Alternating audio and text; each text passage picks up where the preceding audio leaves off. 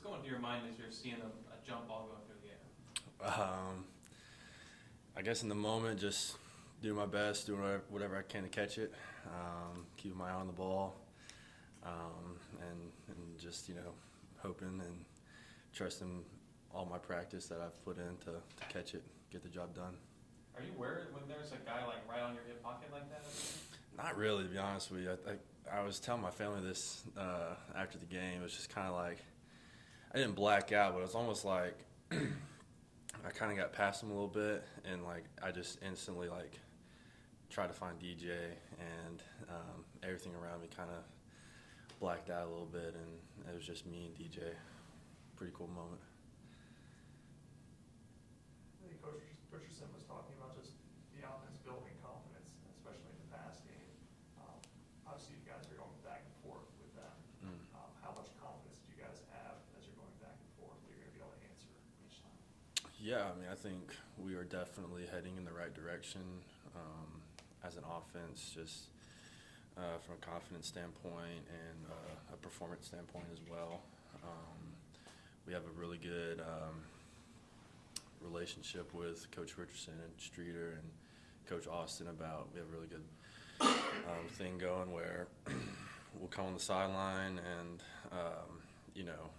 if we see something that they don't see, we're telling them exactly what we see, and then they're shooting it up to Coach Streeter, and then, if we need to make any adjustments or, change anything or see a weakness or anything like that, that's what we're doing on the sideline, which I really like. We have really good communication between the players and the coaches, but I think we're definitely heading in the right direction just from all the work we put in this offseason from a passing game standpoint, and it's really starting to come to light, and that's exciting to see. How much is this like a building block kind of game that you guys just had? It was a top 25 matchup. You guys were just kind of kept throwing punches at each other in an overtime game. How much is this something you can kind of always, when the going gets tough in the future, can come back to, hey, we did this at this time? Yeah, I think it's a huge confidence booster. I think Coach Sweeney made this comment after the game, and I couldn't agree more. This past week's game is one of those games that you look back at the end of the season and be like, man, that was just, something you won't forget, and that was just kind of something that got you over the hump maybe, or just something that really sparked you even more. You think about, I think it was 2018, the Syracuse game. That was a crazy game, came down to the wire. Chase Bryce had to step in. A game like that, really just kind of sparks your offense and sparks your team, gives a lot of confidence. And so, yeah, I think this is definitely a game that you'll look back and just be like, man, just the amount of confidence it gave us. And I mean, now we know, and I think we knew this, but there's a difference from knowing, actually going out there and doing it. Just like we will go down, we'll play 60 minutes or however long it takes, but we know as a group, as long as we're clicking and on the same page, no one can really stop us. So it's a good confidence booster. DJ, after the game, referred to you as a 10-year pro in the making. How has y'all's relationship evolved over time, especially within this season? It's been really good. That was a very nice comment from him. But I love DJ.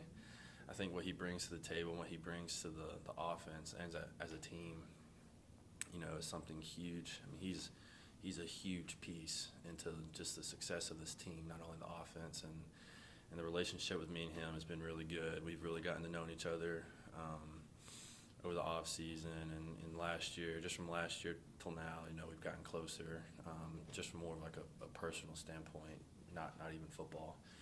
And football, and because of that, I feel like that's kind of helped our football relationship as well, if that makes sense. But man, I would go to war for that guy any day of the week, and I love that guy. Davis, you were talking about the mindset of what this game can do, what last week's game can do for you guys. Does remembering anything about last year's NC State game, does that come to the forefront this week? I mean, yeah. I mean, I think Coach Sweeney always says you got a windshield mentality, and that's big. But I mean, kind of in the back of your head, we went there last year and didn't get the job done, and you don't want to do that again, and so that definitely will be in the back of my head, I know. But we got to focus on what we have to focus on this year, and this year there's new challenges, and so really, especially today, this afternoon, and throughout the week, really focus on what we got to clean up and put our best foot forward Saturday. What do you think about what Jake's been able to do, and why are you guys good for each other? Man, Jake's special. He is a really special player, and I was so happy for him Saturday. He put up high school numbers. That's what I told him. He like he had a high school game out there, 6 catches and whatever. But I was super excited for him. I think we kind of help each other's strengths and weaknesses a little bit, if that makes sense. Jake is a really, really, really talented route runner, and I'm learning something new from him every day in that standpoint, and I feel like I can help him in the run game a little bit. Just not that he needs help, but just I feel like if I can give tips, and we kind of bounce ideas off each other. It's like, hey, I saw you run this route, and maybe if you would have done maybe this, that might have helped you in that route, during practice or something. And if I see something in the blocking game, and maybe I can just give a little tip about his technique. That just bouncing ideas off of each other has really helped us a lot. But yeah, I'm super excited for him. He's going to have a great season. He's going to continue just to ball out. I'm confident in that, and he's got an extremely bright future here. Night game, top 10 matchup, college game day coming. Just describe to me the kind of atmosphere you guys are getting ready for this game. Man, it's exciting. It's really exciting. I was telling my family this the other day too, that I think it might be like the first true college game day experience I've had here at Clemson. Just with I think college game day came my sophomore year for Miami, but that was COVID, and that was kind of a little wacky. But I'm excited personally. I think it's going to be really good. I think we'll feed off of the energy Saturday night, and I look forward to it. Everybody talked about the light show that went on against Yeah. Louisiana Tech. Now, probably be more the same. What was your perspective of that, and your thoughts on a little different entrance into Death Valley for you? I loved it. I thought it was really cool. Just standing at the rock, and it's all dark around you or whatever, and everyone had their flashlights on. That was pretty cool. And they got the guys excited just a little bit more. But I think Saturday night with the light show, and just the how big this game is, it's going to be really exciting. It's going to be fun to see. Davis, I think you guys are leading the ACC in third down conversions after maybe struggling at times with that last year. How have coaches kind of emphasized to you guys that, hey, that's an area that we need to pay more attention to? And is that an easy fix? Because, I guess theoretically you all should be executing perfectly all the time. Yeah. I'd probably just say being more situationally aware. That was one thing in the off season where in spring practice where it's okay, say it's 3rd and 4. Okay, the plays in our playbook, what would be smart? You're not trying to get a 20-yard gain right here. You know what I'm saying? We're trying to move the stick. So what's something that would help us in a 3rd and 4 situation? Let's get 5. Let's get 6 maybe. And I think that's helped us just understand more of the playbook and just kind of really what the game plan is. And I really do think that's been the biggest thing. We know, okay, all right, 3rd and 4, all right, we know what we're kind of expecting the call to be from the sideline. And we also understand, hey, no matter what, if the ball's in our hands, we've got to get the sticks, no matter what, if we're behind or ahead. So I think that's been the biggest thing. Speaking of NFL tight ends, we know that the best offenses have a Gronk or a Kelsey or a Kittle or somebody. Is there a player that you watch in the league that you're like, yeah, I think I'm this guy, or I could be this guy one day? I loved watching Gronk just because he was exciting to watch, and I think he's a pretty funny dude off the field. I'll say this: I loved watching Jason Witten growing up. I don't know why. I mean, I didn't really play tight end growing up. I played linebacker, but I just kind of liked how he played the game. He was a big body and, did blocking, and when he had to catch you to make a play, he could do that too.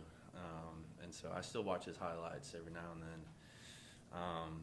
But someone now, I mean, I like how Kittle blocks. I think Kittle really, he's just like a big energy guy when it comes to blocking. I like Dallas Schultz from Dallas. I just like how he plays in both run and pass games. So.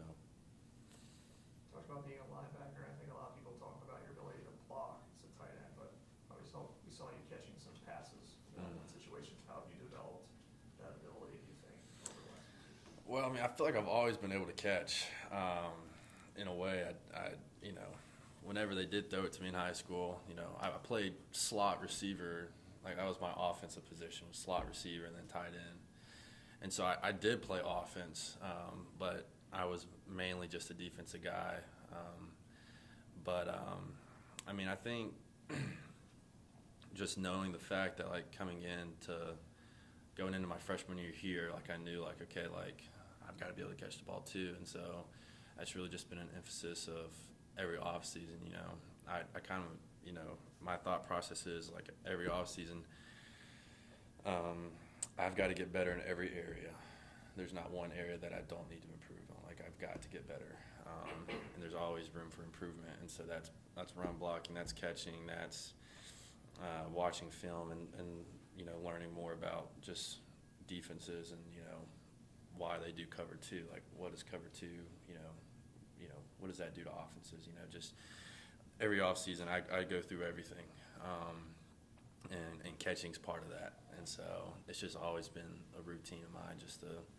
Coach Richardson makes a big emphasis on it during practice. We have a thing called the catching station. Every practice we're at the catching station. And so it's just always something that I've worked on, especially since I've gotten here. Coach Richardson was saying that obviously the Titans have had 3 different coaches over the last 3 or 4 years. He just really appreciates you guys accepting him and his coaching style. I mean, how would you describe his coaching style as compared to the other? How would I describe his coaching style? He's just really, he's just one of the guys, if that makes sense. I mean, I think he's really tried hard, really connect to us with, like, on a personal level, he's got some swagger about him that I think he thinks he has more swagger than he really does. But he definitely has swagger for sure.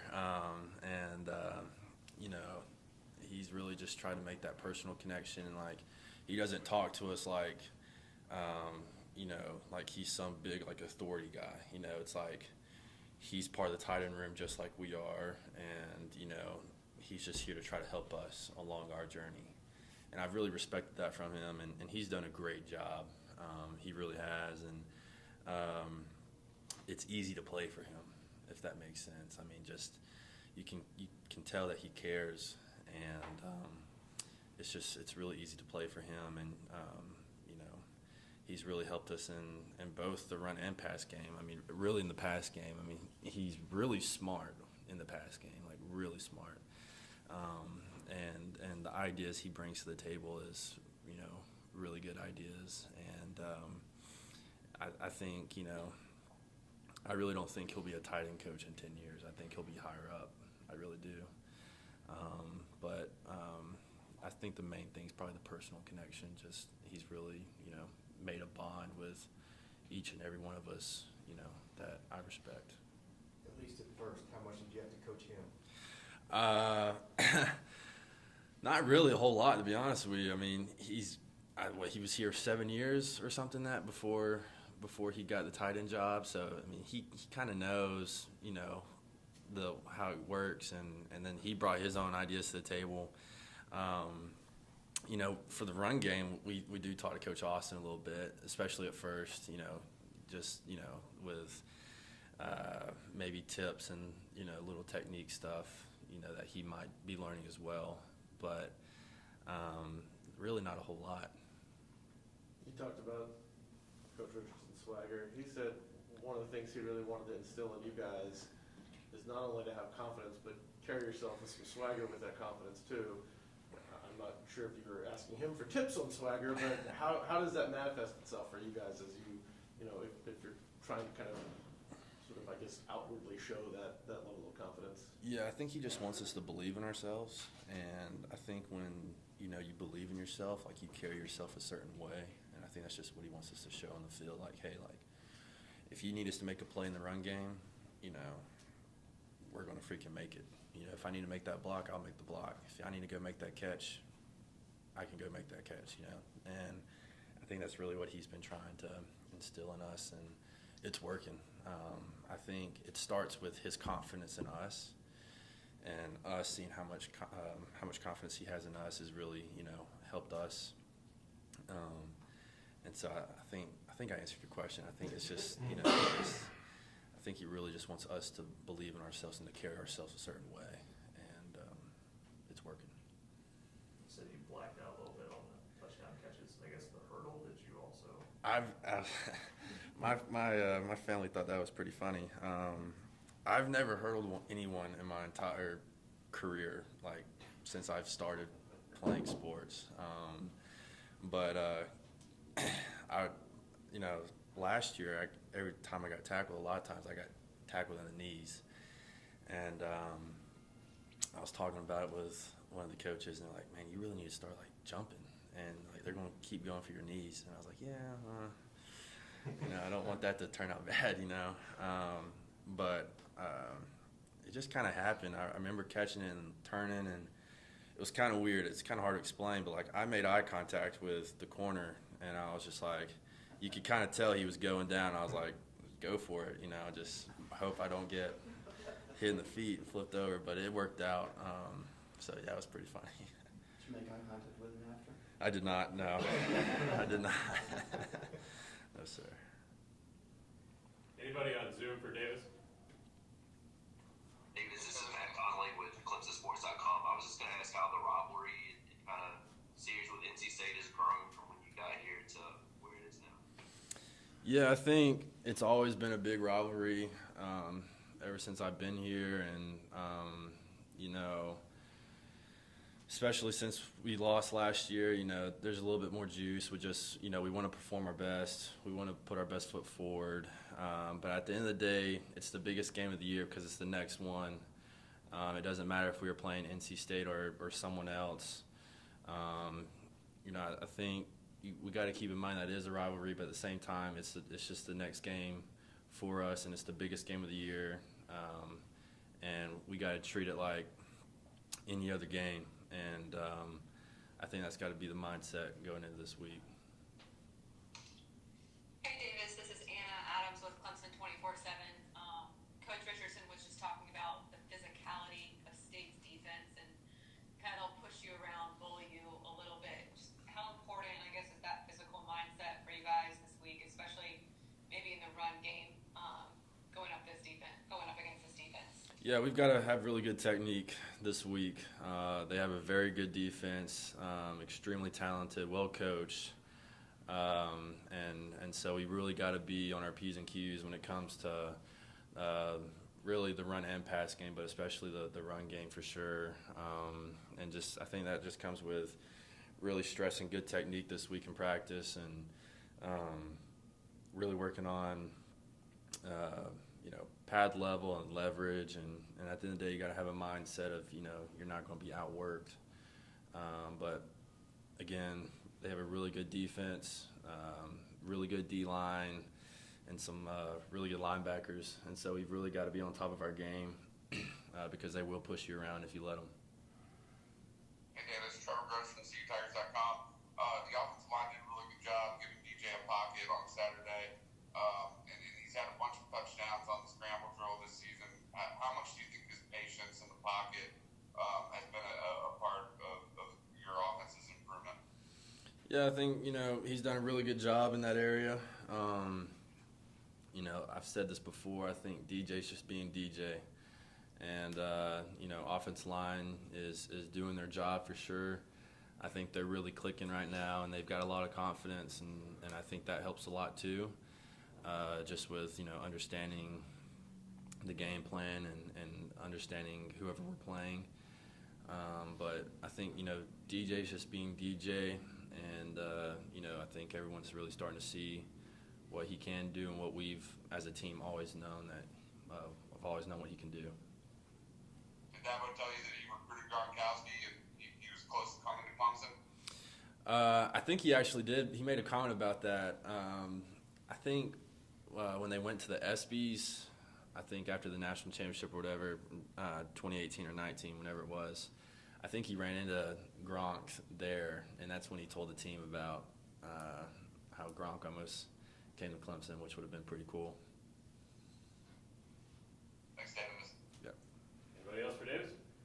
You were talking about, you really like that you can communicate to Kyle Richardson some things you're seeing on the field that goes back up the street, or whether it was the Wake Forest game or any of the other games. Can you remember a situation where you saw something and you were able to communicate it? It's just little things like maybe if the linebackers are biting hard, like, hey, maybe let's, you know, try to get the same look, but, you know, maybe take a shot, you know, do something that makes them trigger on their read really hard, and then, you know, try to trick them in some way, you know, or, you know, maybe a defensive end's really shooting the gap, crossing face, like pinching hard.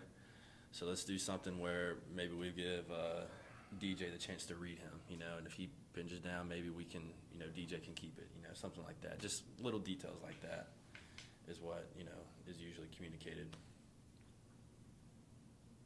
All right.